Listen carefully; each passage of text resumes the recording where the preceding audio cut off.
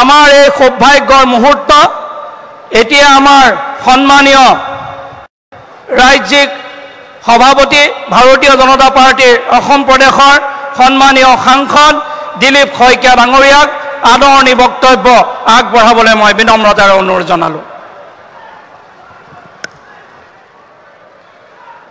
মোৰ লগত সকলোৱে দুই হাত মুষ্টিবদ্ধ কৰি মা ভাৰতী আই অসমীৰ এবাৰ জয় জয়কাৰ কৰিব। সকলোৱে শেষত বহা, প্ৰথমত বহা, বাওঁফালে বহা, সোঁফালে বহা সকলোৱে ভাৰত মাতা কি, ভাৰত মাতা কি, বন্দে বন্দে BJP BJP AGP Ganashakti Rabha Hasong যৌথ মঞ্চ এনডিএ এনডিএ নৰেন্দ্ৰ মোদীজী জিন্দাবাদ, নৰেন্দ্ৰ মোদীজী জিন্দাবাদ,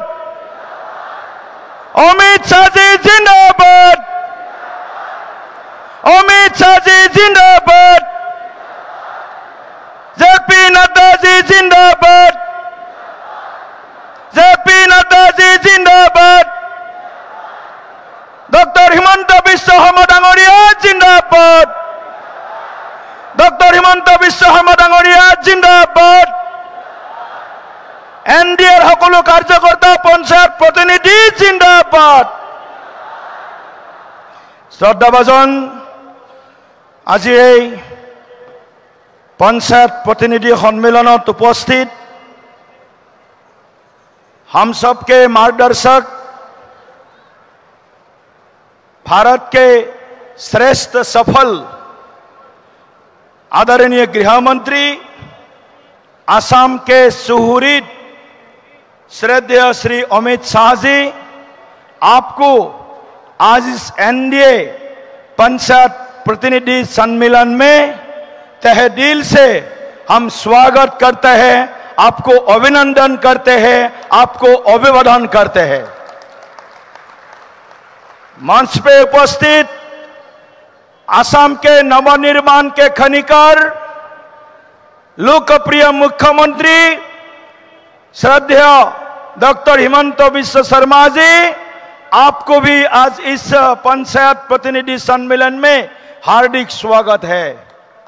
आमार मजत उपस्थित थका अहोमर प्राक्तन मुख्यमंत्री तथा केंद्रीय मंत्री सर्बानंद सोनोवाल डांगरिया, आमार मजत उपस्थित थका अहोम गण परिषद दलर सम्मानीय सभापति अतुल बरा डांगरिया, आमार मजत उपस्थित थका गणशक्तिर सम्मानीय सभापति परमानंद सायंगिया डांगरिया, आमार मजत उपस्थित थका राभा हासुं अटोनमास काउन्सिलर मुख्य कार्यवाही सदस्य श्री टंकेश्वर राभा डांगरिया, बीजेपी अहोम प्रदेशर सम्मानीय राज्यिक प्रभारी हरीश द्विवेदी डांगरिया, आमार मजत उपस्थित थका राष्ट्रीय सम्पादक सांसद कामाख्या प्रसाद तासा डांगरिया, केंद्रीय मंत्री पवित्र मार्घेरिटा डांगरिया, मंचत उपविष्ट एनडीए सम्मानीय नेतृबृंद, कैबिनेट मिनिस्टार, सम्मानीय सांसद, सम्मानीय एनडीए अन्यान्य नेतृबृंद और आज विशाल पंचायत जनप्रतिनिधि सम्मेलनत अहोमर इमूৰৰ পৰা সিমূৰলৈ আজি এই সভাত উপস্থিত হোৱা, सम्मेलनत उपस्थित হোৱা আমাৰ সকলো শ্ৰদ্ধেয় জনপ্ৰতিনিধি, আপোনালোক সকলোকে মই বিজেপিৰ তৰফৰ পৰা আন্তৰিক শ্ৰদ্ধা আৰু সেৱা জনাইছো। এয়া এক ঐতিহাসিক মুহূৰ্ত, এনডিএৰ কাৰণে ঐতিহাসিক মুহূৰ্ত, বিজেপিৰ কাৰণে ঐতিহাসিক মুহূৰ্ত আৰু নতুন অসম গঢ়াৰো এক ঐতিহাসিক মুহূৰ্ত। কাৰণ আমি আজি পোন প্ৰথমবাৰৰ বাবে হয়তো বিজেপিৰ ইতিহাসত, অসমৰ ইতিহাসত এনডিএৰ পঞ্চায়তৰ পৰা পাৰ্লিয়ামেণ্টলৈকে সকলো নিৰ্বাচিত প্ৰতিনিধিৰ প্ৰথমখন সন্মিলন আমি আজি খানাপাৰাত আয়োজন কৰিবলৈ চেষ্টা কৰিছো। প্ৰায় 21,671 জন পঞ্চায়তৰ পৰা পাৰ্লিমেণ্টলৈকে ৰাইজৰ দ্বাৰা নিৰ্বাচিত এখন নতুন অসম গঢ়াৰ সপোন দেখি ৰাইজৰ আশীৰ্বাদ যিসকলে পাইছে, যিসকলে জনতাৰ সেৱা কৰাৰ সংকল্প লৈ এই সন্মিলনলৈ অহাৰ সুযোগ পাইছে, এই পঞ্চায়ত প্ৰতিনিধিসকল আপোনালোকৰ ওপৰত অধিক দায়িত্ব আজি ন্যস্ত হ'ল। আগন্তুক সময়ত গ্ৰামাঞ্চলৰ বিকাশ, গয়া ৰাইজৰ বিকাশৰ কাৰণে আপোনালোকে সকলোৱে দিন ৰাত একাকাৰ কৰিব লাগিব। কেন্দ্ৰত নৰেন্দ্ৰ মোদী ডাঙৰীয়াৰ নেতৃত্বত চৰকাৰ, দিছপুৰত ডক্টৰ হিমন্ত বিশ্ব শৰ্মা ডাঙৰীয়াৰ নেতৃত্বত চৰকাৰ আৰু পঞ্চায়ত ৰাজ্যতো ভাৰতীয় জনতা পাৰ্টি NDAৰ নেতৃত্বত আজি ৰাইজৰ সমৰ্থন পাইছো। নিশ্চিতভাৱে আমাৰ ওপৰত এটা ৰাইজে দায়িত্ব দিছে, ৰাইজে বিশ্বাস ব্যক্ত কৰিছে, ৰাইজে আস্থা পোষণ কৰিছে যে আমাৰ কাৰণে নৰেন্দ্ৰ মোদী, ডক্টৰ হিমন্ত বিশ্ব শৰ্মা, NDAৰ সমস্ত নেতৃবৃন্দ এখন বৰ অসম গঢ়াৰ আমাৰ যি সংকল্প, শ্ৰেষ্ঠ অসম গঢ়াৰ আমাৰ যি সংকল্প, সেই সংকল্পক আমি আগবঢ়াই লৈ যাব লাগিব। মই আজি বেছি কথা ক'ব খোজা নাই, কাৰণ আমাৰ মাজত আজিৰ এই সন্মিলনৰ মুখ্য অতিথি যিজনক আমি সকলোৱে জানো, ভাৰতবৰ্ষৰ ৰাজনৈতিক ক্ষেত্ৰখনত এগৰাকী ৰাজনৈতিক পলিটিকেল ষ্ট্ৰেটেজিষ্ট বুলি যাক কোৱা হয়, ৰাজনৈতিকভাৱে যাৰ নাম এগৰাকী চাণক্য হিচাপে আমি সকলোৱে জানো, এনেকুৱা আমাৰ নেতা আমাৰ অমিত শ্বাহ ডাঙৰীয়া যিখন সভালৈ আহিছে, সকলোৱে এবাৰ থিয় হৈ তেখেতৰ কাৰণে এটা হাত চাপৰি 2 মিনিট সময় এটা হাত চাপৰি বজাব সকলোৱে জোৰদাৰ। অমিত শ্বাহজি জিন্দাবাদ, অমিত শ্বাহজি ওয়েলকাম, অমিত শ্বাহজি স্বাগতম, অমিত শ্বাহজি স্বাগতম। বহুত বহুত ধন্যবাদ। মই এইখিনিতে সকলোকে আকৌ এবাৰ আগন্তুক সময়ৰ কাৰণে সাজু হ'বৰ বাবে, আগন্তুক আমাৰ 2026 চনৰ যি নিৰ্বাচন, সেই নিৰ্বাচনৰ কাৰণেও এতিয়াৰে পৰাই পঞ্চায়ত প্ৰতিনিধি, জনপ্ৰতিনিধিসকলে সকলোৱে একেলগে আগবাঢ়ি যাব বুলি আহ্বান জনাই NDAৰ সমস্ত নেতৃবৃন্দক আকৌ এবাৰ মই স্বাগতম জনাই আপোনালোকৰ প্ৰতি আকৌ এবাৰ ধন্যবাদ জ্ঞাপন কৰিছোঁ। গয়া ৰাইজৰ প্ৰতি ধন্যবাদ জ্ঞাপন কৰিছোঁ। জাতি, ধৰ্ম, ভাষা, বৰ্ণ নিৰ্বিশেষে যিসকলে আমাৰ ওপৰত আস্থা প্ৰকাশ কৰিছে, অসমৰ শদিয়াৰ পৰা ধুবুৰীলৈকে সকলো লোকে গয়া ৰাইজক মই শ্ৰদ্ধা আৰু নমস্কাৰ আৰু কৃতজ্ঞতা জ্ঞাপন কৰি মোৰ বক্তব্য ইয়াতে সামৰণি কৰিছোঁ। ধন্যবাদ। জয় হিন্দ।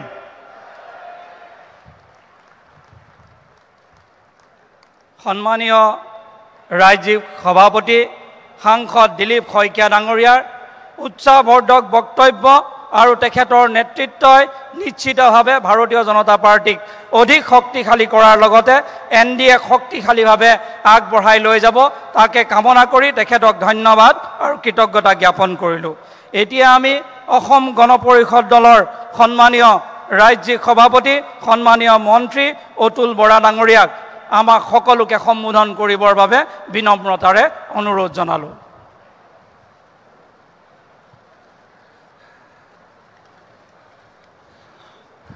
নমস্কাৰ।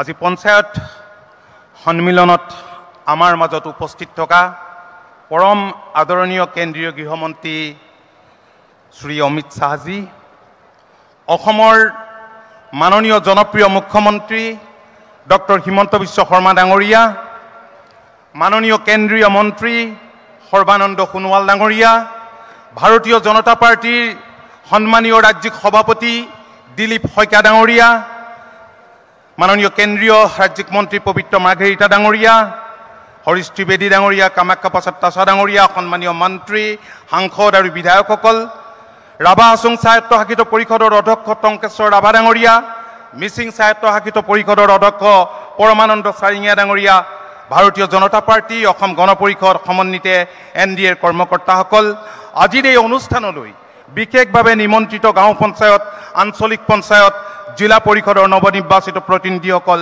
পৌৰসভাৰ প্ৰতিনিধিসকল, সংবাদ মাধ্যমৰ প্ৰতিনিধি আৰু উপস্থিত ৰাইজ, উপস্থিত আটাইকে আন্তৰিক সম্ভাষণ জনাইছোঁ, শ্ৰদ্ধা জ্ঞাপন কৰিছোঁ। এইটো পবিত্ৰ ভাদ মাহ, এই সময়ছোৱাত অসমৰ কেউদিশ আধ্যাত্মিক চিন্তা চৰ্চাৰে উদ্ভাসিত হৈ আছে আৰু এই পবিত্ৰ সময়ছোৱাত আমাৰ মাজত উপস্থিত আছে সন্মানীয় অমিত শ্বাহ ডাঙৰীয়া। আমি তেখেতক পাই অত্যন্ত আনন্দিত হৈছোঁ। आदरणीय अमित शाह जी, इस पवित्र भादो महीना में असम हर तरफ से आध्यात्मिक माहौल से भरा है। इस पवित्र समय में श्रीमंत शंकरदेव और मां कामाख्या की पवन धरती पर आपको पाकर हम अत्यंत आनंदित है। केंद्र में आपके भूमिका और गृह मंत्री के रूप में आपके शक्तिशाली निर्णय ने देश में एक शांति का परिवेश लाया, जिसका प्रभाव असम में भी देखा है। आपकी दूरदर्शी चिंतन, दूरदर्शी सोच और सकारात्मक भूमिका के कारण एनडीए गठबंधन सफल रूप से आगे बढ़ रहा है। इसलिए असम में आपके आगमन में हमें हमेशा प्रेरणा दिया है। आज फिर हमारे बीच आने के लिए हम आपके प्रति कृतज्ञ है। आपका फिर हार्दिक हार्दिक स्वागत करते हैं। राइजक मैं आको एबार सकलोके आह्वान जनाइছোঁ, माननीय गृहमंत्री गराकीक पुनर आमी অসমলৈ স্বাগতম জনাও, সাদৰ সম্ভাষণ জনাও, শ্ৰদ্ধা জনাও। এটা জোৰেৰে হাত চাপৰি মোৰ ফালৰ পৰা, এটা অতি জোৰেৰে হাত চাপৰি। বহুত বহুত ধন্যবাদ। আজিৰ দিনটো আমাৰ মিত্ৰজোঁটৰ বাবে অতিকৈ স্মৰণীয় দিন, কিয়নো আজি ইয়াত উপস্থিত হৈছে এইবাৰৰ পঞ্চায়ত নিৰ্বাচনত ৰাজ্যৰ দকুদিশে বিশাল জয় সাব্যস্ত কৰি মিত্ৰজোঁটৰ শক্তি বহুগুণে বৃদ্ধি কৰা আমাৰ পঞ্চায়ত প্ৰতিনিধিসকল। এই শুভ মুহূৰ্তত আপোনালোক সকলোকে আন্তৰিক শুভকামনা আৰু অভিনন্দন জনাইছোঁ। পঞ্চায়ত নিৰ্বাচন আছিল আমাৰ বাবে এটা ডাঙৰ অগ্নি পৰীক্ষা। বিগত সময়ছোৱাত আমাৰ চৰকাৰে কৰা কাম কাজৰ বিষয়ে ৰাইজ কিমান সন্তুষ্ট সেয়া জনাৰ মাধ্যম আছিল এই নিৰ্বাচন। এই পৰীক্ষাত উৎকৃষ্ট ফলাফল দেখুৱাবলৈ আমি সকলো সক্ষম হলোঁ। তাৰ বাবে বিশেষভাৱে মাননীয় মুখ্যমন্ত্ৰী ডক্টৰ হিমন্ত বিশ্ব শৰ্মা ডাঙৰীয়াক আমি ধন্যবাদ আৰু কৃতজ্ঞতা জনাইছোঁ। তেখেতৰ বাবেও এটা জোৰকে হাত চাপৰি। বন্ধু বান্ধৱীসকল, আপোনালোক প্ৰতিগৰাকী পঞ্চায়ত প্ৰতিনিধি হ'ব লাগিব একো একো গৰাকী গ্ৰামোন্নয়নৰ সৈনিক। আপোনালোক সকলোৱে দেখিছে যে মুখ্যমন্ত্ৰী ডক্টৰ হিমন্ত বিশ্ব শৰ্মা ডাঙৰীয়াই ৰাজ্যখনৰ প্ৰতিটো চুকে কোণে উন্নয়ন আৰু বিকাশৰ দ্বাৰা ধাৰ বোৱাবলৈ দিনে নিশাই কেনেকৈ এখন যুদ্ধত নামি পৰিছে। এই যুদ্ধখন অসমৰ প্ৰতিখন গাঁৱত, প্ৰতিটো প্ৰান্তত সুকলমে আৰু সফলভাৱে ৰূপায়ণ কৰাৰ গধুৰ দায়িত্ব কিন্তু এতিয়া আপোনালোকৰ কান্ধত, পঞ্চায়ত প্ৰতিনিধিসকলৰ কান্ধত। দেশৰ মাননীয় প্ৰধানমন্ত্ৰী নৰেন্দ্ৰ মোদী ডাঙৰীয়াই কৈছে যে ভাৰতবৰ্ষৰ মূল চালিকা শক্তি হৈছে গাঁওসমূহ। গাঁওসমূহৰ প্ৰাণকেন্দ্ৰ হ'ল পঞ্চায়তসমূহ আৰু অতি ভিতৰুৱা অঞ্চলৰ ৰাইজৰো ঐক্যবদ্ধ প্ৰচেষ্টাৰ জৰিয়তেহে যে এখন বিকশিত ভাৰত নিৰ্মাণ সম্ভৱ, সেই দিশত প্ৰধানমন্ত্ৰী ডাঙৰীয়াই গুৰুত্ব আৰোপ কৰিছে। প্ৰধানমন্ত্ৰী ডাঙৰীয়াই সবকা সাথ সবকা বিকাশৰ লগতে সবকা প্ৰয়াসৰ মন্ত্ৰক দেশৰ বিকাশৰ মূল শক্তি হিচাপে অভিহিত কৰিছে। প্ৰধানমন্ত্ৰী ডাঙৰীয়াৰ মাৰ্গদৰ্শনেৰে আমি গাঁওসমূহ আগবঢ়াই নিব লাগিব। কেন্দ্ৰীয় গৃহমন্ত্ৰী আৰু মুখ্যমন্ত্ৰীৰ প্ৰচেষ্টাত অসমত স্থাপন হৈছে শান্তিৰ পৰিৱেশ। কংগ্ৰেছ চৰকাৰৰ সুদীৰ্ঘ শাসনকালত অসমত মৌলবাদী শক্তিসমূহৰ উত্থান হৈছিল। প্ৰধানমন্ত্ৰী ডাঙৰীয়াৰ মাৰ্গদৰ্শন আৰু কেন্দ্ৰীয় গৃহমন্ত্ৰী ডাঙৰীয়া আৰু মাননীয় মুখ্যমন্ত্ৰী ডাঙৰীয়াৰ নিৰন্তৰ প্ৰয়াসৰ ফলত আজি অসমত আইন শৃংখলা পৰিস্থিতিৰ অভূতপূৰ্ব উন্নয়ন ঘটিছে। লগতে বহুকেইখন গুৰুত্বপূৰ্ণ শান্তি চুক্তি স্বাক্ষৰিত হোৱাৰ ফলত আজি ৰাজ্যখনত স্থায়ী শান্তিৰ বাতাবৰণ গঢ় লৈ উঠিছে।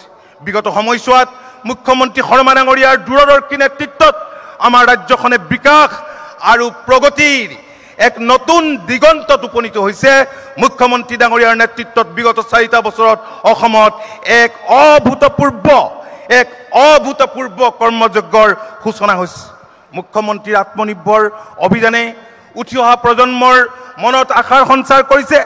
মুখ্যমন্ত্ৰীৰ মহিলা উদ্যমিতা, নিযুত মইনা, PMAY, Amrit Sarovar, PM Kisan mission, বসুন্ধৰা, প্ৰজ্ঞান ভাৰতী আৰু ইয়াৰ উপৰিও আন্তঃৰাজ্যিক সীমা সমস্যা চুক্তি ৰূপায়ণৰ কাৰণে আৰু ডিলিমিটেশ্যন হৈ গ'ল অসমীয়া ভাষাক ধ্ৰুপদী ভাষাৰ স্বীকৃতিকে ধৰি আন্তঃগাঁথনি উন্নয়নৰ বাবে বহুবোৰ আঁচনি গ্ৰহণ কৰিছে আৰু এই আঁচনিবিলাকৰ সফল ৰূপায়ণৰ বাবে মই অনুৰোধ জনাম পঞ্চায়ত প্ৰতিনিধিসকলক আপোনালোকেও বিশেষভাৱে গুৰুত্ব দিব লাগিব কংগ্ৰেছ চৰকাৰৰ দিনত কি হ'ল দুৰ্নীতিৰ বিকেন্দ্ৰীকৰণ হ'ল পঞ্চায়তী ৰাজৰ মূল উদ্দেশ্য আছিল ক্ষমতাৰ বিকেন্দ্ৰীকৰণ মুখ্যমন্ত্ৰী হিমন্ত বিশ্ব শৰ্মা ডাঙৰীয়াৰ গণমুখী আৰু কল্যাণমুখী পদক্ষেপসমূহৰ ফলত আজি ৰাজ্যখনৰ সৰ্বস্তৰৰ জনসাধাৰণে নিজকে বিকাশৰ অনিৰুদ্ধ যাত্ৰাৰ অংশ হিচাপে অনুভৱ কৰিবলৈ সক্ষম হৈছে দুৰ্নীতি সৰ্বস্ব কংগ্ৰেছ শাসিত সময়ত বিকাশ কি আছিল বিকাশ আছিল এক অৰ্থহীন শব্দ খমখমীয়া নোট নহ'লে কাগজ এখিলাও সেই সময়ত লৰচৰ নহয় এখিলা কাগজো লৰচৰ নহয় ফলত যিকোনো চৰকাৰী সা সুবিধাৰ নামত জনতাই ঘুষ দিবলগীয়া হৈছিল হয়নে নহয় বাৰু হয়নে নহয় কিন্তু আজি সেই পৰিৱেশ নাই মুখ্যমন্ত্ৰী ডাঙৰীয়াৰ দূৰদৰ্শী প্ৰচেষ্টাত আজি অসমত কেৱল মেধাৰ ভিত্তিত পোৱাটো নিশ্চিত হৈছে 1 লাখতকৈও অধিক যুৱক যুৱতীয়ে চাকৰি পাইছে বন্ধুসকল ভাৰতীয় জনতা পাৰ্টি অসম গণ পৰিষদৰ ৰাজনৈতিক মিত্ৰতা আমাৰ অতি পুৰণি আৰু এই মিত্ৰতাই আমাৰ ৰাজ্যখনৰ বিকাশৰ অনিৰুদ্ধ যাত্ৰাক নতুন গতি দিবলৈ সক্ষম হৈছে আগন্তুক নিৰ্বাচনৰ প্ৰতি লক্ষ্য ৰাখি সন্মিলিত প্ৰচেষ্টাৰে কাম কৰি আগবাঢ়িব লাগিব দেশৰ বিকাশৰ কেন্দ্ৰ হিচাপে গঢ়ি তোলাই হ'ব আমাৰ লক্ষ্য আৰু এই লক্ষ্যত উপনীত হ'বলৈ আমাৰ পঞ্চায়ত প্ৰতিনিধিসকলেও ৰাইজৰ বাবে নিষ্ঠা আৰু সততাৰে কাম কৰাৰ সংকল্প ল'ব লাগিব আগন্তুক বিধানসভা নিৰ্বাচনৰ বাবে আমি সকলোৱে মাৰ বান্ধি এনেধৰণে কাম কৰিব লাগিব যাতে ৰাইজৰ প্ৰতি আমাৰ আস্থা সমৰ্থন পূৰ্বতকৈ বহুগুণে বৃদ্ধি পায় আৰু 2026 চনৰ বিধানসভা নিৰ্বাচন তেনেই ওচৰত এই বিধানসভা নিৰ্বাচনত এনডিএ মিত্ৰজোঁটে যাতে কমেও 100খন আসন লাভ কৰিব পাৰে সেই লক্ষ্য আগত ৰাখি আমি সকলোৱে জোৰদাৰ কাম কৰিব লাগিব মই দীঘলীয়া নকৰোঁ মই সকলোকে পুনৰ এবাৰ মান্যতা অনুসৰি চেনেহ শ্ৰদ্ধা যাচিছোঁ মাননীয় গৃহমন্ত্ৰী অমিত শ্বাহ ডাঙৰীয়াক বহুত ধন্যবাদ জনাইছোঁ অসমৰ প্ৰতি তেখেতৰ যি ভাল পোৱা তেখেতৰ প্ৰতি মৰম তাৰ বাবে আমি তেখেতক সদায় ধন্যবাদ আৰু কৃতজ্ঞতা জনাম মাননীয় প্ৰধানমন্ত্ৰীক সদায় আমি কৃতজ্ঞতা জনাম আৰু মাননীয় মুখ্যমন্ত্ৰী ডক্টৰ হিমন্ত বিশ্ব শৰ্মা ডাঙৰীয়াৰ ৰাজ্যখন আগুৱাই নিবলৈ দেশৰ অগ্ৰণী 5খন ৰাজ্যৰ ভিতৰত আমাৰ ৰাজ্যখন এখন কৰি তুলিবলৈ যি অপূৰ্কান্ত চেষ্টা কৰিছে তাৰ বাবে তেখেতক আন্তৰিক ধন্যবাদ আৰু কৃতজ্ঞতা জনাই মোৰ বক্তব্য মই সামৰিছোঁ জয় হিন্দ জয় আই অসম ভাৰত মাতা কি ভাৰত মাতা কি ধন্যবাদ সন্মানীয় অসম গণ পৰিষদ দলৰ ৰাজ্যিক সভাপতি মাননীয় মন্ত্ৰী অতুল বৰা ডাঙৰীয়াক তেখেতৰ উৎসাহপূৰ্ণ বক্তব্যৰ বাবে তেখেতক ধন্যবাদ আৰু কৃতজ্ঞতা জ্ঞাপন কৰিছোঁ এতিয়া আমি আমন্ত্ৰণ জনাইছোঁ বক্তব্য দিবলৈ আমাৰ সকলোৰে শ্ৰদ্ধাৰ প্ৰাক্তন মুখ্যমন্ত্ৰী কেন্দ্ৰীয় মন্ত্ৰী সন্মানীয় সৰ্বানন্দ সোণোৱাল মহোদয় তেখেতক আমাক সকলোকে সম্বোধন কৰিবৰ বাবে বিনম্ৰতাৰে অনুৰোধ জনালোঁ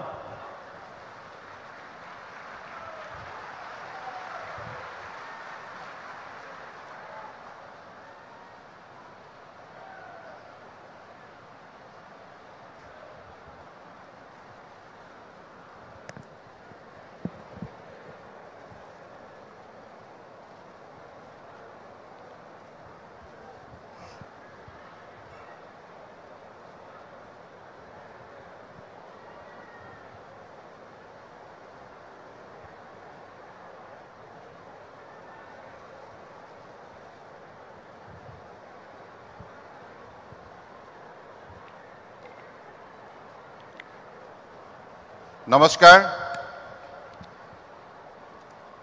ভাৰত মাতা কি সকলোৱে সহযোগ কৰিব দেই ভাৰত মাতা কি আজি আমাৰ এই গুৰুত্বপূৰ্ণ অনুষ্ঠানত আমাৰ মাজত উপস্থিত থকা ভাৰতবৰ্ষৰ সৰ্বকালৰ সৰ্বশ্ৰেষ্ঠ গৃহমন্ত্ৰী আমাৰ সকলোৰে প্ৰেৰণাৰ উৎস শক্তিশালী পৰম শ্ৰদ্ধাৰ অমিত শ্বাহ ডাঙৰীয়া, অসমৰ জনপ্ৰিয় মুখ্যমন্ত্ৰী পৰম শ্ৰদ্ধাৰ ডক্টৰ হিমন্ত বিশ্ব শৰ্মা ডাঙৰীয়া, ভাৰতীয় জনতা পাৰ্টি অসম প্ৰদেশৰ মাননীয় সভাপতি সাংসদ শ্ৰদ্ধেয় দিলীপ শইকীয়া ডাঙৰীয়া, অসম গণ পৰিষদ দলৰ মাননীয় সভাপতি অসম চৰকাৰৰ জ্যেষ্ঠ মন্ত্ৰী শ্ৰদ্ধেয় অতুল বৰা ডাঙৰীয়া, অসম গণ পৰিষদ দলৰ কাৰ্যকৰী সভাপতি তথা অসম চৰকাৰৰ জ্যেষ্ঠ মন্ত্ৰী কেশৱ মহন্ত ডাঙৰীয়া, মিচিং অট'নমাছ কাউন্সিলৰ মুখ্য কাৰ্যবাহী সদস্য পৰম শ্ৰদ্ধাৰ পৰমানন্দ চাৰিঙীয়া ডাঙৰীয়া, ৰাভা হাছং অট'নমাছ কাউন্সিলৰ মুখ্য কাৰ্যবাহী সদস্য টংকেশ্বৰ ৰাভা ডাঙৰীয়া, কাৰ্বি আলং অট'নমাছ কাউন্সিলৰ মুৰব্বী তুলিৰাম ৰাহং ডাঙৰীয়া, ডিমা হাছাৰ অট'নমাছ কাউন্সিলৰ মুৰব্বী দেৱলাল গাৰ্লুছা ডাঙৰীয়া, ভাৰতীয় জনতা পাৰ্টি ৰাষ্ট্ৰীয় সমিতিৰ অন্যতম সম্পাদক সাংসদ কামাখ্যা প্ৰসাদ তাছা ডাঙৰীয়া, ভাৰতীয় জনতা পাৰ্টি অসম প্ৰদেশৰ প্ৰভাৰী হৰীশ দ্বিবেদী ডাঙৰীয়া, ভাৰত চৰকাৰৰ মাননীয় মন্ত্ৰী শ্ৰদ্ধেয় পবিত্ৰ মাৰ্ঘেৰিটা ডাঙৰীয়া, ভাৰতীয় জনতা পাৰ্টি অসম প্ৰদেশৰ মাননীয় সাংগঠনিক সাধাৰণ সম্পাদক ৰবীন্দ্ৰ ৰাজু ডাঙৰীয়া, আজি এই মঞ্চত উপস্থিত থকা অসম চৰকাৰৰ মাননীয় মন্ত্ৰীসকল, মাননীয় ৰাজ্যসভা আৰু লোকসভাৰ সাংসদসকল, মাননীয় বিধায়কসকল আৰু উপস্থিত পঞ্চায়ত আৰু আমাৰ নগৰ সমিতি পৌৰ নিগম ইত্যাদিৰ পৰম শ্ৰদ্ধাৰ নিৰ্বাচিত প্ৰতিনিধিসকল, জয় জয়তে আজি শুভক্ষণত সমবেত হোৱা আপোনালোক সকলোৰে প্ৰতি মই মোৰ আন্তৰিক শ্ৰদ্ধা জ্ঞাপন কৰিছোঁ। অসমৰ বৰাক ব্ৰহ্মপুত্ৰ পাহাৰ ভৈয়ামৰ ৰাইজে মাননীয় প্ৰধানমন্ত্ৰী নৰেন্দ্ৰ মোদী ডাঙৰীয়াৰ নেতৃত্বত চৰকাৰ গঠন কৰিবৰ বাবে 2014 চনৰ পৰাই নিৰন্তৰভাৱে ভাৰতীয় জনতা পাৰ্টিক আৰু ইয়াৰ মিত্ৰ দলক আন্তৰিকতাৰে সহযোগিতা আগবঢ়াই আহিছে। তাৰ বাবে মই অসমৰ সমূহ ৰাইজলৈ আন্তৰিক কৃতজ্ঞতা জ্ঞাপন কৰিছোঁ। আপোনালোকে 2014ৰ পৰা আজি 2025লৈকে যিমানবিলাক আমাৰ নিৰ্বাচন হ'ল, পঞ্চায়ত হওক, নগৰ সমিতি হওক, পৌৰসভা হওক বা অট'নমাছ কাউন্সিলৰ হওক বা MLA হওক বা MP হওক, সকলো পৰ্যায়ৰ নিৰ্বাচনত আপোনালোকে যি ধৰণে ভাৰতীয় জনতা পাৰ্টি আৰু মিত্ৰজোঁটৰ উন্নয়নৰ যাত্ৰাক আপোনালোকে তীব্ৰ মাত্ৰা দিবৰ বাবে যিখিনি আন্তৰিকতা দেখুৱালে, তাৰ বাবে আমি সদায় অসমৰ ৰাইজৰ ওচৰত চিৰকৃতজ্ঞ আৰু চিৰঋণী। আপোনালোকে আগবঢ়োৱা সহযোগিতাৰ বাবে আজি অসম ভাৰতবৰ্ষৰ অন্যতম শক্তিশালী ৰাজ্য হিচাপে নিজৰ পৰিচয় দাঙি ধৰিবলৈ সক্ষম হৈছে। আজি মাননীয় প্ৰধানমন্ত্ৰী নৰেন্দ্ৰ মোদী ডাঙৰীয়াই অসম তথা উত্তৰ পূৰ্বাঞ্চলক যি ধৰণে তেখেতে আন্তৰিকতাৰে সহযোগিতা আগবঢ়াইছে, তাৰ ফলশ্ৰুতিতে আজি অসমৰ লগতে উত্তৰ পূৰ্বাঞ্চলৰ আঠখন ৰাজ্যই ভাৰতবৰ্ষৰ মানচিত্ৰত জিলিকি উঠিছে। আজি মাননীয় প্ৰধানমন্ত্ৰী ডাঙৰীয়াই দায়িত্ব লৈ 2014 চনত কৈছিল, উত্তৰ পূৰ্বাঞ্চল কোনো সাধাৰণ অঞ্চল নহয়, ভাৰতবৰ্ষৰ অষ্টলক্ষ্মী, আৰু এই অষ্টলক্ষ্মী শক্তিশালী হ'লেহে ভাৰত শক্তিশালী হ'ব। আৰু সেইবাবে ভাৰতবৰ্ষৰ বিকাশ যাত্ৰাত অষ্টলক্ষ্মী এটা গুৰুত্বপূৰ্ণ ভূমিকা থাকিব লাগিব। সেই যুক্তিৰে তেখেতে এক্ট ইষ্ট পলিচিক, তেখেতে এই নীতিক আগন্তুক দিনৰ বাবে বাস্তৱায়িত কৰাৰ বাবে 2014 চনৰ পৰাই যি নিৰন্তৰ বিভিন্ন পৰিকল্পনা আৰু কাৰ্যসূচী হাতত ল'লে তাৰ ফলশ্ৰুতিতে আজি অসম তথা উত্তৰ পূৰ্বাঞ্চলে শক্তিশালী ৰূপত নিজক আত্মপ্ৰকাশ কৰিবলৈ সক্ষম হৈছে। বৰ্তমান সময়ত আমি সকলোৱে দেখিছোঁ যে কংগ্ৰেছ দলটোৱে বিভিন্ন সময়ত বিভিন্ন বক্তব্য প্ৰদান কৰিছে, কিন্তু তেখেতসকলক আমি সকলোৱে সোধা উচিত, আপোনালোকে 55 বছৰে দায়িত্ব লাভ কৰাৰ পাছতো কেন্দ্ৰীয় ৰাজ্যত চৰকাৰ পৰিচালনা কৰাৰ পাছতো কিয় আজি মাননীয় প্ৰধানমন্ত্ৰী নৰেন্দ্ৰ মোদী ডাঙৰীয়াই 11 বছৰত কৰা কামখিনি কৰিব নোৱাৰিলে? এইটো এটা মৌলিক প্ৰশ্ন। আপোনালোক সকলোৱে কংগ্ৰেছৰ প্ৰতিজন নেতা পালি নেতাক এই প্ৰশ্ন কৰিব, ৰাহুল গান্ধীক কৰিব, গৌৰৱ গগৈক কৰিব, সকলো তেখেতসকলৰ সতীৰ্থসকলক কৰিব। কাৰণ আজি তাৰিখত ভাৰতবৰ্ষই বিশ্বৰ বুকুত এখন সুকীয়া আসন দখল কৰিবলৈ সক্ষম হৈছে। আজি মাননীয় প্ৰধানমন্ত্ৰী নৰেন্দ্ৰ মোদী ডাঙৰীয়া যলৈকে গৈছে প্ৰতিখন ৰাষ্ট্ৰৰ নাগৰিকে তেখেতক অত্যন্ত শ্ৰদ্ধা সহকাৰে আদৰণি জনাইছে আৰু 27খনতকৈ অধিক ৰাষ্ট্ৰই সেই দেশৰ সৰ্বোচ্চ অসামৰিক সন্মান মাননীয় প্ৰধানমন্ত্ৰী ডাঙৰীয়াক প্ৰদান কৰিছে। ভাৰতবৰ্ষৰ ইতিহাসত এইটো এটা প্ৰথম ঘটনা। ইমান শক্তিশালী সফলতা মাননীয় প্ৰধানমন্ত্ৰী নৰেন্দ্ৰ মোদী ডাঙৰীয়াই গোটেই ভাৰতবৰ্ষৰ 140 কোটি জনগণৰ বাবে প্ৰদান কৰিছে। তাৰ বাবে আমি সকলোৱে অত্যন্ত আত্মবিশ্বাসেৰে আগন্তুক দিনত আমাৰ নিজ নিজ ৰাজ্যক শক্তিশালী কৰাৰ যাত্ৰাত আমি অগ্ৰসৰ হৈছোঁ। আজি অসমত ডক্টৰ হিমন্ত বিশ্ব শৰ্মা ডাঙৰীয়াৰ নেতৃত্বত যেনেধৰণে চৰকাৰখনে দিনে নিশাই কঠোৰ পৰিশ্ৰম কৰি উচিত পৰিকল্পনা আৰু নীতি আধাৰত আজি ৰাইজক আস্থা আৰু বিশ্বাসত লৈ কাম কৰিছে, তাৰ ফলশ্ৰুতিত আজি অসমত বিভিন্ন ধৰণে ইনভেষ্টমেণ্ট আহিছে। আজি লাখ লাখ কোটি টকা ইনভেষ্টমেণ্ট, তাৰ ফলশ্ৰুতিত উদ্যোগ প্ৰতিষ্ঠা কৰা, তাৰ ফলত আজি আমাৰ হাজাৰ হাজাৰ নিবনুৱাই আজি মৰ্যাদা সহকাৰে কৰ্মসংস্থাপন পাবলৈ সক্ষম হৈছে। আজি মাননীয় গৃহমন্ত্ৰী অমিত শ্বাহ ডাঙৰীয়া আছে, আমি সকলোৱে তেখেতৰ শলাগ ল'বই লাগিব। কাৰণ অসমত কংগ্ৰেছৰ শাসনকালত কি আছিল? কেৱল অৱহেলা আৰু সন্ত্ৰাসবাদ আৰু অশান্তি, চৌদিশে অশান্তি আছিল। অসমৰ ৰাইজে শান্তিৰে এসাঁজ খাব পৰা নাছিল। উন্নয়নৰ কথা বাদেই সম্পূৰ্ণৰূপে অসম তথা উত্তৰ পূৰ্বাঞ্চলক অন্ধকাৰত ৰাখিছিল কংগ্ৰেছে। গতিকে সেই কংগ্ৰেছৰ এই ক্ষেত্ৰত তেখেতসকলৰ মাত পতা কোনো অধিকাৰ নাই। বিজেপিয়ে 11 বছৰৰ ভিতৰত মাননীয় প্ৰধানমন্ত্ৰী নৰেন্দ্ৰ মোদী ডাঙৰীয়াৰ নেতৃত্বত যিখিনি কাম কৰি দেখুৱালে, তাৰ যদি 5% কৰিলে হয়, আজি হয়তো অসম তথা উত্তৰ পূৰ্বাঞ্চল বহু আগবাঢ়ি গ'ল হয়। আজি অসমত কংগ্ৰেছৰ শাসনকালত যি দুৰ্নীতি, ভ্ৰষ্টাচাৰ আৰু অশান্তি আৰু হিংসাত্মক ঘটনাৰ গোটেই অসমখন চানি ধৰিছিল, তেনে অৱস্থাৰ পৰা অসমক আজি পৰিত্ৰাণ দি আজি মাননীয় প্ৰধানমন্ত্ৰী নৰেন্দ্ৰ মোদী ডাঙৰীয়াৰ নিৰ্দেশত মাননীয় গৃহমন্ত্ৰী ডাঙৰীয়াই যিমান সাহসিক, যিমান শক্তিশালী পদক্ষেপ ল'লে, তাৰ ফলশ্ৰুতিত আজি অসম তথা উত্তৰ পূৰ্বাঞ্চল শান্তিৰে সম্পূৰ্ণৰূপে সমগ্ৰ অঞ্চল আজি চৌদিশে শান্তিৰে আজি উপচি পৰিল। তাৰ ফলত আজি ৰাইজে শান্তিৰে এসাঁজ খাব পাৰিছে, ৰাইজৰ উন্নয়ন হৈছে।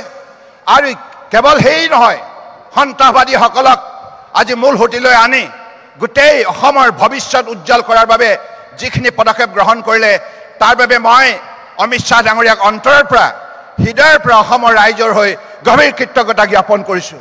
अमित शाह जी, मैं आसाम की जनता की तरफ से आपको विशेष रूप से दिल के गहराइयों से मैं कृतज्ञता देना चाहता हूं। आपने जो साहसिक कदम उठाया, आपने मजबूत कदम उठाया, इसके वजह से आज असम हो या उत्तर पूर्व राज्य हो, सारी इलाका में शांति संभव हुई और शांति संभव होने के वजह से ही आज विकास संभव हुई है।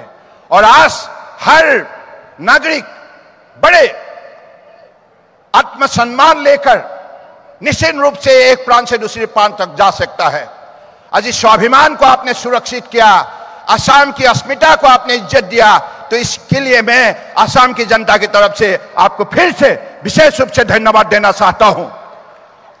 আপোনালোক সকলোৱে অমিত শ্বাহ ডাঙৰীয়াক কৃতজ্ঞতা জ্ঞাপন কৰক, হাত তালেৰে আপোনালোকে কৃতজ্ঞতা জ্ঞাপন কৰক। কাৰণ আজিৰ তাৰিখত আমি সকলোৱে 2016 চনত সংকল্প লৈছিলোঁ আমাৰ অসম আমাৰ মাটি আমাৰ অধিকাৰ, আমাৰ অসম আমাৰ মাটি আমাৰ অধিকাৰ, আমাৰ অসম আমাৰ মাটি আমাৰ অধিকাৰ। আৰু ডক্টৰ হিমন্ত বিশ্ব শৰ্মা ডাঙৰীয়াই জাতি মাটি ভেটি এই বাণীৰে আজি বসুন্ধৰা যোগেদি লক্ষ লক্ষ অসমৰ খিলঞ্জীয়া ভূমিপুত্ৰৰ হাতত আজি মাতৃপাত্ৰা তুলি দিছে। এই মাতৃপাত্ৰা দিয়াৰ যাত্ৰা আৰম্ভ হৈছিল মাননীয় প্ৰধানমন্ত্ৰী নৰেন্দ্ৰ মোদী ডাঙৰীয়াৰ নেতৃত্বত 2016 চনৰ পৰা। আৰু কাজিৰঙাৰ অবৈধ বেদখলৰ পৰা আৰম্ভ কৰি বটদ্ৰৱা সত্ৰ পাটবাউসী সত্ৰৰ বেদখল মুক্ত কৰাৰ বাবে যি উচ্ছেদ অভিযান তেতিয়া আৰম্ভ হৈছিল, সেই উচ্ছেদ অভিযানক আজি ডক্টৰ হিমন্ত বিশ্ব শৰ্মাই অত্যন্ত দক্ষতাৰে আগুৱাই নি প্ৰায় 48,000 একৰ মাটি আজি বেদখল মুক্ত কৰিলে আৰু অবৈধ বিদেশীৰ বিৰুদ্ধে আজি শক্তিশালী পদক্ষেপ গ্ৰহণ কৰিলে। তাৰ বাবে ডক্টৰ হিমন্ত বিশ্ব শৰ্মাক মই বিশেষভাৱে ধন্যবাদ জনাইছোঁ। জাতি মাটি ভেটি এই তিনিটা শক্তি অটুট থাকিলেহে এটা জাতিৰ স্বাভিমান ৰক্ষা পৰিব। অসমীয়াই মান সন্মান স্বাভিমান ৰক্ষা কৰা অসমৰ ভূমিপুত্ৰৰ দায়িত্ব আৰু কৰ্তব্য। সেই কাম আজি ডক্টৰ হিমন্ত বিশ্ব শৰ্মা ডাঙৰীয়াই ৰাইজক লগত লৈ সেই কাম কৰিছে, তাৰ বাবে মই ধন্যবাদ জনাইছোঁ। আজি মাননীয় প্ৰধানমন্ত্ৰী নৰেন্দ্ৰ মোদী ডাঙৰীয়াই যিমানখিনি তেখেতে সহায় কৰিছে অসম তথা উত্তৰ পূৰ্বাঞ্চলক, আমি কেতিয়াও ধন্যবাদ দি শেষ কৰিব নোৱাৰোঁ। এইগৰাকী মহান নেতা, সৎ আৰু নিষ্ঠাৱান, কঠোৰ পৰিশ্ৰমী, সদায় দেশৰ হকে দায়বদ্ধতাৰে ভক্তিভাৱেৰে তেখেতে জনগণক যেনেধৰণে সেৱা কৰি আহিছে, সেৱা সুশাসন আৰু গৰীব কল্যাণ এই নীতিৰে আজি সমগ্ৰ দেশক দুখীয়া মানুহক মৰ্যাদা সহকাৰে জীয়াই থকাৰ অধিকাৰ প্ৰদান কৰিছে আৰু দুখীয়া মানুহক তেখেতে সামাজিক ন্যায় প্ৰদান কৰিছে, অৰ্থনৈতিক উন্নয়নৰ বাবে শক্তিশালী ব্যৱস্থা প্ৰদান কৰিছে। তাৰ বাবে আজি গোটেই দেশ সমগ্ৰ বিশ্বৰ বুকুত আজি তৃতীয় সৰ্ববৃহৎ অৰ্থনীতিৰ ৰাষ্ট্ৰ হিচাপে গঢ় লোৱাৰ পথত তেখেতৰ নেতৃত্বত এইখন ভাৰতবৰ্ষই আগন্তুক দিনত আত্মনিৰ্ভৰ ভাৰত হিচাপে নিজৰ পৰিচয় দাঙি ধৰিবলৈ সক্ষম হ'ব। এই বিশ্বাসেৰে মই পুনৰবাৰ আজি মাননীয় গৃহমন্ত্ৰী অমিত শ্বাহ ডাঙৰীয়া বিশেষভাৱে ধন্যবাদ জনাই আৰু মই নিৰ্বাচিত প্ৰতিনিধিসকলক এটা কথা কওঁ হাতযোৰ কৰি, আপোনালোক নিৰ্বাচিত প্ৰতিনিধি, কেন্দ্ৰীয় চৰকাৰ ৰাজ্য চৰকাৰ ইমান ভাল কাম কৰিছে, আপোনালোকে তৃণমূল পৰ্যায়ত সততা নিষ্ঠাৰে কাম কৰিব লাগিব। আপোনালোকে ভাল কাম কৰিলেহে ৰাইজে আমাৰ উন্নয়নৰ সেই প্ৰতিচ্ছবিখন সদায় পৰিষ্কাৰ কৰি দেখিব। আপোনালোকে যদি আপোনালোকে যদি ভুল কৰে তেতিয়াহ'লে আমাৰ উন্নয়নৰ প্ৰতিচ্ছবিখন নষ্ট হৈ যাব। গতিকে সেই কাম নকৰিব, শ্ৰদ্ধা ভক্তিৰে জনসেৱা কামত আত্মনিয়োগ কৰোঁ, তাকে আহ্বান জনাই মোৰ বক্তব্য সামৰিলোঁ। ধন্যবাদ। ভাৰত মাতা কি।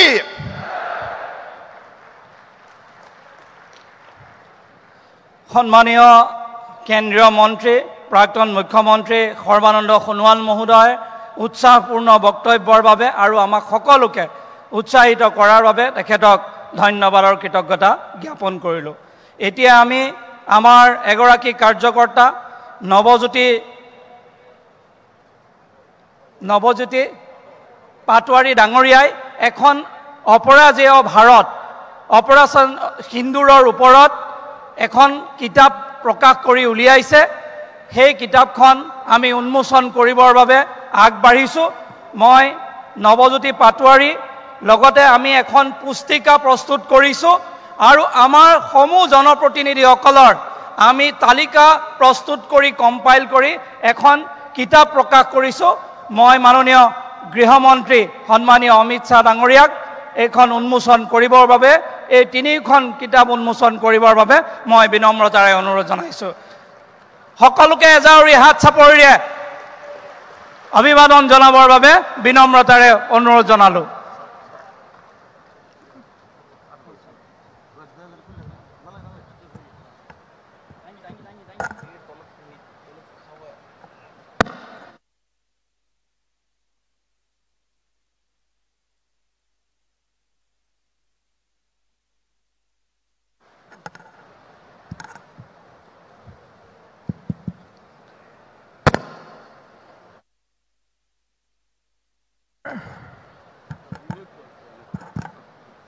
আমাৰ সকলোৰে শ্ৰদ্ধাৰ আমাৰ আদৰ্শ আৰু প্ৰেৰণাৰ প্ৰতীক অসমক বলিষ্ঠভাৱে নেতৃত্ব দি আগবঢ়াই লৈ যোৱা মাননীয় মুখ্যমন্ত্ৰী ডক্টৰ হিমন্ত বিশ্ব শৰ্মা ডাঙৰীয়াক তেখেতক আমাক সকলোকে সম্বোধন কৰিবলৈ মই বিনম্ৰতাৰে অনুৰোধ জনালোঁ।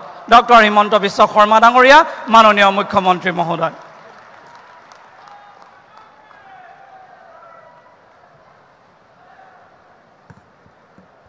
আপোনালোকৰ খবৰ কেনেকুৱা সকলোৰে? কিমান ভাল? আজি আমি সকলোৱে দেখিছোঁ পঞ্চায়ত ইলেকশ্যনত চাৰিওফালে বিজেপি আৰু এজিপি। ভাল লাগিছেনে নাই? আজি লাগিছেনে নাই? ভাল লাগিছেনে নাই? ভাল।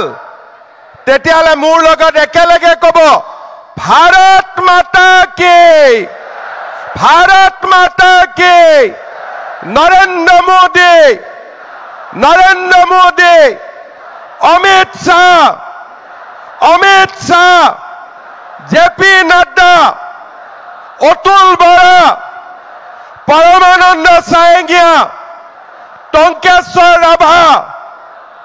বহুত বহুত ধন্যবাদ। আজিৰ সভাত আমাৰ মাজত উপস্থিত আমাৰ সকলোৰে প্ৰেৰণাৰ প্ৰতীক ভাৰতবৰ্ষৰ সন্মানীয় গৃহমন্ত্ৰী অমিত শ্বাহ ডাঙৰীয়া, আমাৰ মাজত উপস্থিত অসমৰ প্ৰাক্তন মুখ্যমন্ত্ৰী, আমাৰ সকলোৰে আদৰ্শ সন্মানৰ আৰু বৰ্তমানৰ কেন্দ্ৰীয় মন্ত্ৰী সৰ্বানন্দ সোণোৱাল ডাঙৰীয়া, ভাৰতীয় জনতা পাৰ্টিৰ ৰাজ্যিক সভাপতি, যাৰ নেতৃত্বত আমাৰ সংগঠনে সকলো প্ৰকাৰে বিকাশ লাভ কৰিবলৈ সক্ষম হৈছে, সাংসদ দিলীপ শইকীয়া ডাঙৰীয়া, আমাৰ মাজত উপস্থিত অসম গণ পৰিষদৰ সভাপতি তথা আমাৰ মন্ত্ৰী অতুল বৰা ডাঙৰীয়া, আমাৰ মাজত উপস্থিত গণশক্তি অসমৰ সভাপতি পৰমানন্দ সায়েঙ্গীয়া ডাঙৰীয়া, ৰাভা যৌথ সংগ্ৰাম সমিতিৰ সভাপতি আৰু ৰাভা চাঙৰ CM টঙ্কেশ্বৰ ৰাভা ডাঙৰীয়া, মন্ত্ৰীসভাৰ সদস্যসকল আৰু আমাৰ মাজত উপস্থিত সাংসদ, বিধায়ক আৰু পঞ্চায়তৰ বিভিন্ন পৰ্যায়ৰ পৰা অহা সন্মানিত প্ৰতিনিধিবৰ্গ আৰু আমাৰ কাৰ্যকৰ্তা বন্ধু বান্ধৱীসকল, আজি মোৰ বাবে আৰু ভাৰতীয় জনতা পাৰ্টি আৰু অসম গণ পৰিষদ গণশক্তি ৰাভা সংঘৰ বাবে এটা গৌৰৱৰ অদ্ভুত মুহূৰ্ত।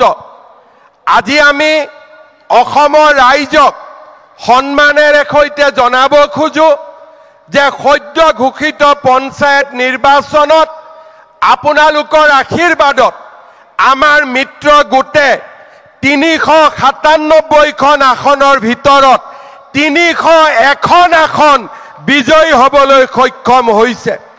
মই অত্যন্ত সন্মানেৰে সৈতে জনাব খোজো যে 2188খন আসনৰ ভিতৰত আঞ্চলিক পঞ্চায়তত আমাৰ মিত্ৰ দলে 1445খন আসনত বিজয়ী হ'বলৈ সক্ষম হৈছে। আজি মই গৌৰৱ অনুভৱ কৰোঁ যে আমাৰ দুইটা দলৰ আৰু চাৰিওটা দলৰ ভিতৰত পঞ্চায়ত নিৰ্বাচনত ৱাৰ্ড মেম্বাৰত আমি 21,920খন আসন জয়লাভ কৰিবলৈ আমি সক্ষম হৈছোঁ। অসমৰ ৰাজনৈতিক ইতিহাসত ইয়াৰ আগতে কোনেও এনে সৰ্ববৃহৎ বিজয় লাভ কৰিবলৈ সক্ষম হোৱা নাছিল। প্ৰধানমন্ত্ৰী নৰেন্দ্ৰ মোদী ডাঙৰীয়াৰ নেতৃত্বত আজি NDA এই বিশাল বিজয় লাভ কৰিবলৈ সক্ষম হৈছে। মই অসমবাসী ৰাইজৰ ওচৰত শিৰ নত কৰি পঞ্চায়তত আমাক সকলো স্তৰতে বিজয়ী কৰাৰ বাবে মই কৃতজ্ঞতা জ্ঞাপন কৰিছোঁ আৰু অসমবাসী ৰাইজক পুনৰ এবাৰ কথা দিছোঁ যে আমি সকলোৱে প্ৰতিটো ক্ষণ প্ৰতিটো পল প্ৰতিটো মুহূৰ্ত অসমৰ কল্যাণৰ বাবে কাম কৰিম জাতি মাটি আৰু ভেটি ৰক্ষাৰ বাবে আমি নিৰন্তৰভাৱে কাম কৰি যাম শ্ৰদ্ধাৰ পঞ্চায়তৰ প্ৰতিনিধিসকল আজি আপোনালোকক সম্বোধন কৰিবলৈ ভাৰতবৰ্ষৰ গৃহমন্ত্ৰী অমিত শ্বাহ ডাঙৰীয়া উপস্থিত আছে তেখেতৰ নেতৃত্বত আজি আমাৰ ৰাজ্যখনলৈ ভাবিব নোৱাৰা শান্তি নামি আহিছে বড়ো শান্তি চুক্তি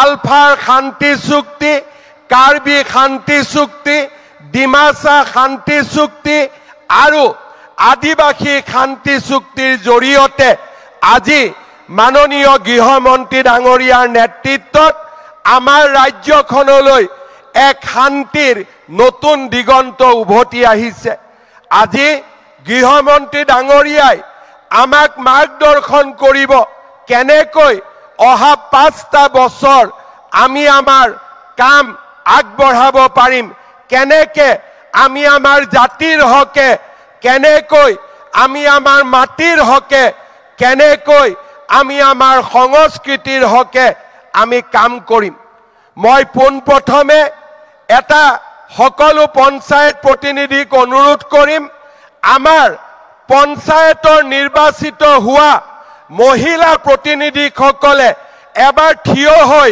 নাৰী শক্তিৰ প্ৰদৰ্শন কৰক তাৰ বাবে মই আহ্বান জনাম সকলো মহিলা সদস্য এবাৰ থিয় হওক আৰু আমি আজি এবাৰ নাৰী শক্তিৰ প্ৰদৰ্শন দেখিছোঁ সকলোকে মই মোৰ ফালৰ পৰা এক উষ্ণ অভিনন্দন যাচিছোঁ আপোনালোক বহিব পাৰে এইবাৰ মই আমাৰ যিমানবিলাক পুৰুষ আমাৰ পঞ্চায়ত প্ৰতিনিধি হিচাপে নিৰ্বাচিত হৈছে তেখেতসকলক থিয় হ'বৰ বাবে মই অনুৰোধ কৰিম আৰু আপোনালোকক সকলোকে আমি উষ্ণ অভিনন্দন আকৌ এবাৰ জনাইছোঁ শ্ৰদ্ধাৰ ভাৰত মাতা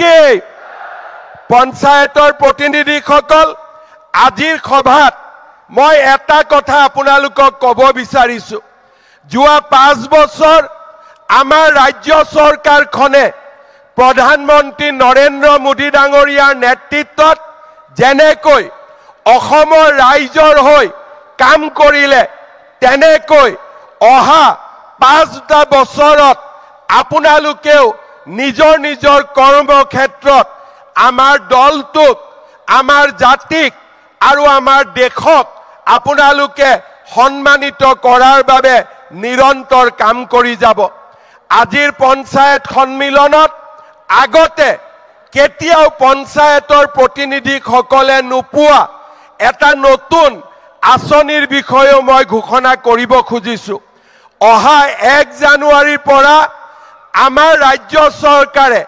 পঞ্চায়তৰ সকলো স্তৰৰ প্ৰতিনিধি আৰু তেওঁলোকৰ পৰিয়ালৰ চিকিৎসাৰ খৰচ সম্পূৰ্ণ বিনামূল্যভাৱে বহন কৰিব সম্পূৰ্ণ বিনামূলীয়াকৈ ৰাজ্য চৰকাৰৰ কৰ্মচাৰীয়ে যেনেকৈ সম্পূৰ্ণ বেমাৰৰ চিকিৎসাৰ খৰচ পায় তেনেকৈ 1 জানুৱাৰীৰ পৰা পঞ্চায়তৰ প্ৰতিনিধি আৰু তেওঁলোকৰ নিকট পৰিয়ালে 100% স্বাস্থ্যৰ সকলো সুবিধা ৰাজ্য চৰকাৰৰ পৰা লাভ কৰিব তাক মই আজিৰ দিনটোত ঘোষণা কৰিব বিচাৰো শ্ৰদ্ধাৰ ৰাইজ মই এটাই বিচাৰো যে আমি চৰকাৰৰ পৰা সকলো ধৰণৰ আপোনালোকক সহযোগিতা কৰিম কিন্তু এখন দুৰ্নীতিমুক্ত পঞ্চায়ত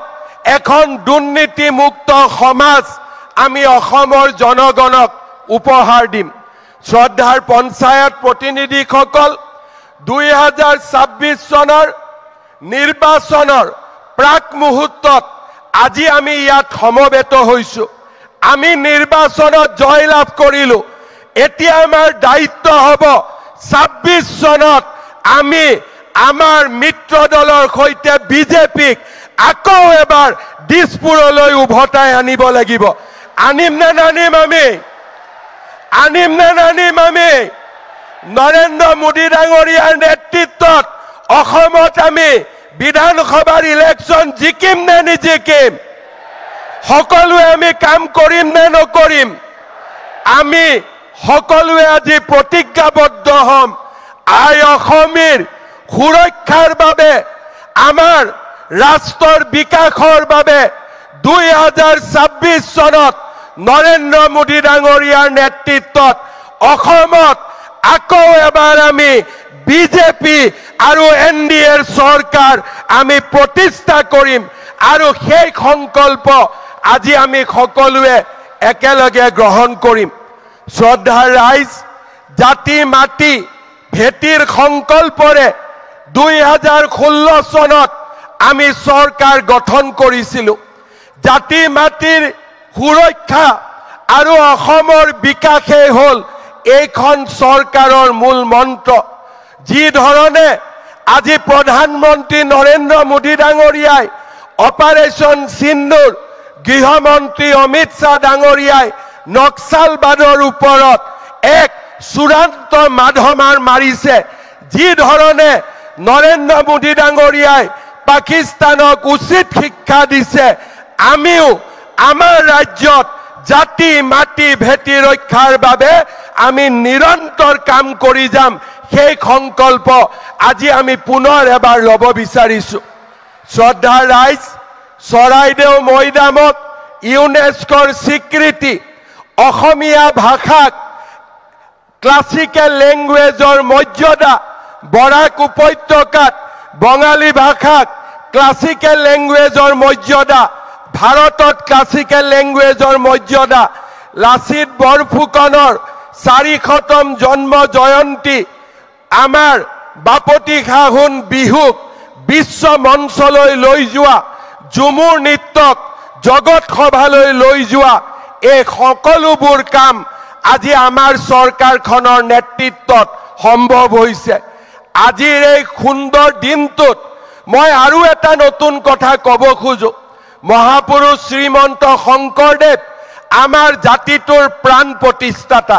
তেখেতে বৃন্দাবনী বস্ত্ৰখন নিৰ্মাণ কৰিছিল আৰু ভাৰতৰ বিষ্ণু আধ্যাত্মিকতা, কৃষ্ণ সংস্কৃতিক প্ৰদৰ্শন কৰিছিলে। মই বিশ্বাস কৰোঁ এই বৃন্দাবনী বস্ত্ৰখনো অসমৰ মানুহে চাব পাৰে, তাৰ সপোন বহুজনৰ আছিলে। নৰেন্দ্ৰ মোদী ডাঙৰীয়াৰ আশীৰ্বাদত আমি সংকল্প লৈছোঁ যে এইবাৰ বৃন্দাবনী বস্ত্ৰও আমি অসমলৈ লৈ আহি ৰাইজে যাতে চাব পাৰে তাৰ ব্যৱস্থা আমি কৰিম। সেই ধৰণে আজি আমি আগুৱাই যাব খুজিছোঁ। গড় হত্যা বন্ধ হ'ল, সন্ত্ৰাসবাদে অসমৰ পৰা বিদায় ল'লে। আজি এসময়ত অস্ত্ৰ শস্ত্ৰৰে জাতিৰ মুক্তিৰ সপোন দেখা যুৱকসকলে আজি কৰ্ম সংস্কৃতিৰ মাধ্যমেৰে জাতিটোৰ মুক্তিৰ সপোন দেখা আৰম্ভ কৰিলে। অসমত এইমছ প্ৰতিষ্ঠা হ'ল, নেশ্যনেল ফৰেনচিক ছায়েন্স ইউনিভাৰ্চিটি প্ৰতিষ্ঠা হ'ল, ইণ্ডিয়ান ইনষ্টিটিউট অফ মেনেজমেণ্ট প্ৰতিষ্ঠাৰ পথত আজি মোদী ডাঙৰীয়াৰ নেতৃত্বত আগবাঢ়িছে। আজি নুমলীগড় গহপুৰৰ মাজত ব্ৰহ্মপুত্ৰৰ তলেদি টানেল নিৰ্মাণ, কাজিৰঙাৰ ওপৰত ৩২ কিলোমিটাৰৰ এলিভেটেড কৰিডৰৰ দৰে আজি আমি ডাঙৰ ডাঙৰ সপোন দেখিছোঁ। আমাৰ ৰাজ্যত দুখীয়া জনৰ কাৰণে অৰুণোদয়, মহিলাৰ বাবে মহিলা উদ্যমিতা আঁচনি, আজি যুৱকৰ বাবে মুখ্যমন্ত্ৰীৰ আত্মনিৰ্ভৰ অসম অভিযান, চাহ বাগিচাৰ মোৰ শ্ৰমিক বন্ধুসকলৰ বাবে এটিকলি দুটিপাত, আজি সমগ্ৰ অসমত বিকাশৰ এক নতুন স্বপ্ন আজি আমি বাস্তৱলৈ ৰূপায়ণ কৰিছোঁ। আজি আমাৰ জাতিটো দুৰন্ত গতিত আগুৱাই গৈছে। যি স্বপ্ন অসম আন্দোলনৰ সময়ত 855 জন শ্বহীদে দেখিছিল সেই স্বপ্নক আজি আমি বাস্তৱত ৰূপায়িত কৰাৰ পথত আগবাঢ়িছো আজি ৰাতিপুৱাও আমাৰ জমিয়ত উলেমা হিন্দৰ মাদানী সাহাবে মোক ধমকি দিছে কেইদিনমান আগতে অসমলৈ আহি ৰাহুল গান্ধীয়ে মোক ধমকি দিছে মই আজি মাদানী আৰু ৰাহুল গান্ধীক এটাই কথা ক'ব খোজো আপোনালোকে যিমানে মোক ধমকি দিব অসমক আপোনালোকে যিমানে ধমকি দিব চেষ্টা কৰিব অসমে লাচিতৰ হেংদান আকৌ এবাৰ হাতত তুলি ল'ব আৰু আমি প্ৰমাণ কৰিম যে অসমীয়ায়ো অসমবাসীয়েও ভাৰতীয় লোকসকলে কেনেকৈ জীয়াই থাকিব লাগে আমি তাক জানো আৰু সেই সংগ্ৰামখন আমি আকৌ এবাৰ যুঁজিব খুজিছো আমি জিকিব খুজিছো আমাৰ এটাই কথা চিনাকি মানুহক আমি বসুন্ধৰাৰ জৰিয়তে মাতি দিম চিনাকি মানুহক আমি বসুন্ধৰাৰ জৰিয়তে মাতি দিম আৰু অচিনাকি মানুহৰ পৰা এক টুকুৰ মাটি কাঢ়ি ননালৈকে আমি ক্ষান্ত হৈ বহি নাথাকিম চিনাকিক মাতি দিম অচিনাকি মানুহৰ পৰা এক টুকুৰা মাটি কাঢ়ি নানালৈকেও আমি ক্ষান্ত হৈ বহি নাথাকিম মই ৰাহুল গান্ধী আৰু মাদানীক চ্যালেঞ্জ কৰি ক'ব খুজিছো সাহস আছে যদি অসমীয়াৰ লগত যুঁজি চাওক অসমীয়াৰ লগত এইবাৰ যুঁজি চাওক অসমীয়া জাগিছে আৰু এই জাতিটোক আপোনালোকে এতিয়া ধৰি ৰাখিব নোৱাৰে শেষ বিন্দু বুকুৰ তেজ থাকালৈকে আমি যুঁজিম আৰু অকল আমি যুঁজিমেই এনে নহয় আমি জিকিম এই হৈছে আমাৰ সংকল্প শ্ৰদ্ধা ৰাইজ আমাৰ সন্মুখত সপোন আছে আমি এখন আমাৰ বাবে এনে এখন অসম নিৰ্মাণ কৰিব লাগিব যিখন অসমত আমাৰ নতুন প্ৰজন্মই নিজকে নিৰাপদ অনুভৱ কৰিব আমি এখন অসম নিৰ্মাণ কৰিব লাগিব যিখন অসমত ভাৰত মাতাৰ জয়গান সদায়ে সকলোৱে শুনিবলৈ পাব এনে এখন অসম নিৰ্মাণ কৰিব লাগিব যিখন অসম কেতিয়াও বন্দুকৰ শব্দত নহয় বিকাশৰ গানত ৰাতিপুৱাব এনে এখন অসম নিৰ্মাণ কৰিব লাগিব যিখন অসমত নতুন প্ৰজন্মই এটকাও ঘোষ নিদিয়াকৈ চৰকাৰী চাকৰি পাব বেংকৰ পৰা লোন পাব আৰু বাংগালোৰ কৰ্ণাটক হায়দৰাবাদত সিকিউৰিটি গাৰ্ডত কাম কৰা সকলো সন্তানক উদ্যোগীকৰণৰ জৰিয়তে আমি মাতৃৰ বুকুলৈ আকৌ এবাৰ উভতাই আনিম তেনে এক অসম আমি নিৰ্মাণ কৰিব লাগিব পঞ্চায়তৰ প্ৰতিনিধিসকল আমাৰ মাজত গৃহমন্ত্ৰী অমিত শাহ ডাঙৰীয়া উপস্থিত আছে তেখেত আমাৰ বাবে প্ৰেৰণাৰ প্ৰতীক তেখেতৰ নেতৃত্বতে আজি প্ৰধানমন্ত্ৰী ডাঙৰীয়াৰ আশীৰ্বাদত যোৱা 10টা বছৰে আমি নিৰন্তৰ জাতি মাটিৰ হৈ কাম কৰিছো মই সকলোকে আহ্বান জনাম আপোনালোকে সকলোৱে একেলগে অমিত শাহ ডাঙৰীয়াক আকৌ এবাৰ দীঘলীয়া হাত চাপৰিৰে প্ৰতিশ্ৰুতি দিয়ক যে 2026ত আমি আকৌ অসমত বিজেপি আৰু এনডিএৰ চৰকাৰ গঠন কৰিম কৰিম নে নাই অমিত শাহ নৰেন্দ্ৰ মোদী ভাৰত মাতা কি জয় অসম শ্ৰদ্ধাৰ পঞ্চায়তৰ প্ৰতিনিধিসকল আমি এটাই সংকল্প লম যে আমাৰ অসমীয়াই আমাৰ ভাৰতীয়াই এই উত্তৰ পূৰ্বত সদায় যাতে সুৰক্ষিত হৈ থাকিব পাৰে চিনাকিক মাতি দিম অচিনাকিৰ পৰা মাটি কাঢ়ি লম এই সংকল্প আমি আমাৰ বুকুত বজ্ৰ কঠোৰভাৱে সংস্থাপিত কৰিম এখন নতুন অসমৰ কল্পনাৰে আমি আগুৱাই যাম মোৰ প্ৰাণত অসমীয়াই মোৰ প্ৰাণত অসমীয়াই, মোৰ মনত ভাৰতীয়াই, মোৰ তেজত অসমীয়াই, মোৰ উশাহত ভাৰতীয়াই। ক্ষুদ্ৰ ক্ষুদ্ৰ মোৰ প্ৰতিটো খোজ, সূক্ষ্ম সূক্ষ্ম মোৰ প্ৰতিটো প্ৰয়াস কেৱল মোৰ আইৰ বাবে। বিন্দু বিন্দু জিলিকি উঠা কপালৰ ঘাম, বিন্দু বিন্দু জিলিকি উঠা কপালৰ ঘাম, ৰন্ধে ৰন্ধে বৈ থকা অন্তহীন স্বাভিমান কেৱল মোৰ আইৰ বাবে। মোৰ চিঞৰৰ নাম অসম, মোৰ অভিমানৰ নাম অসম, মোৰ বিপ্লৱৰ নাম ভাৰত, মোৰ অস্তিত্বৰ নাম সনাতন। ভাগৰিব ধৰিও মই ভাগৰিব নোৱাৰো, ভাগৰিব ধৰিও মই ভাগৰিব নোৱাৰো, হাৰিব ধৰিও মই হাৰিব নোৱাৰো।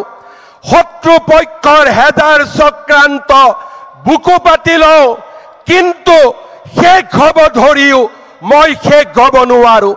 মোৰ জাতিৰ সেনানী মই, মোৰ জাতিৰ প্ৰহৰী মই, অক্লান্ত পৃথিৱীৰ দৰে মই দৌৰিবই লাগিব, ৰণুৱা ঘোঁৰাৰ দৰে মই চেকুৰিবই লাগিব। জন্মভূমিৰ সুৰক্ষাৰ বাবে এই ৰণ লাচিতৰ হৈ আমি আকৌ এবাৰ যুঁজিবই লাগিব। মোৰ সাহসৰ নাম অসম, মোৰ সভ্যতাৰ নাম সনাতন, মোৰ সংস্কৃতিৰ নাম ভাৰত, মোৰ আত্মবিশ্বাসৰ নাম অসম। মোৰ মনত অসমীয়াই, মোৰ প্ৰাণত ভাৰতীয়াই, মোৰ তেজত অসমীয়াই, মোৰ উশাহত ভাৰতীয়াই। সকলোকে এনে সংকল্পৰে আগুৱাই যাবলৈ পুনৰ এবাৰ অনুৰোধ কৰিলো। জয় হিন্দ, বন্দে মাতৰম, ভাৰত মাতা কি জয়।